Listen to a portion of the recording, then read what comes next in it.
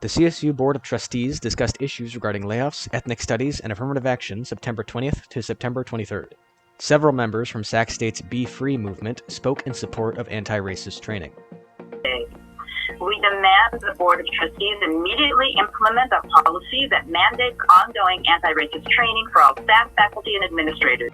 CSU Employees Union Representative Don Moreno showed his concern for laid-off workers losing health care. This represents potentially thousands of people being affected by a loss of health care coverage in the middle of a public health crisis. The board discussed its position on Proposition 16, which would reinstate affirmative action policies banned by Proposition 209 in an attempt to help disadvantaged students. We have a lot of catching up to do to providing an equal opportunity, a true equal opportunity for students, all students, to have a fair shot. I really, really hope that this board takes into deep consideration to move this item. Board member SILAS ABREGO expressed concern with the implementation of Assembly Bill 1460 to the board.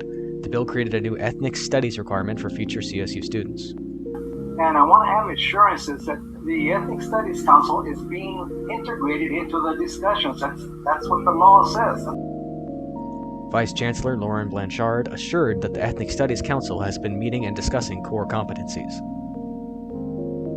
An audit last year found a $1.4 billion surplus that the Chancellor's office did not fully report to legislators and students.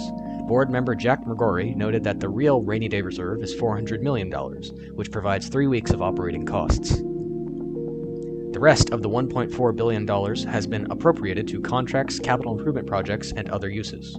And I think when we're looking at at least 2 years of rough going, we've got to preserve as much of those reserves as we possibly can.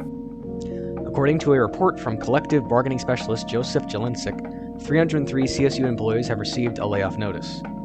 JELINCIC also noted that the CSU generally has around 55,000 employees, meaning half of 1% of employees will lose their jobs. According to President Nelson, Sac State has avoided laying off faculty by utilizing an early exit program that has saved the university $6 million. Only 50 of the 570 Sac State employees eligible decided to take the early retirement.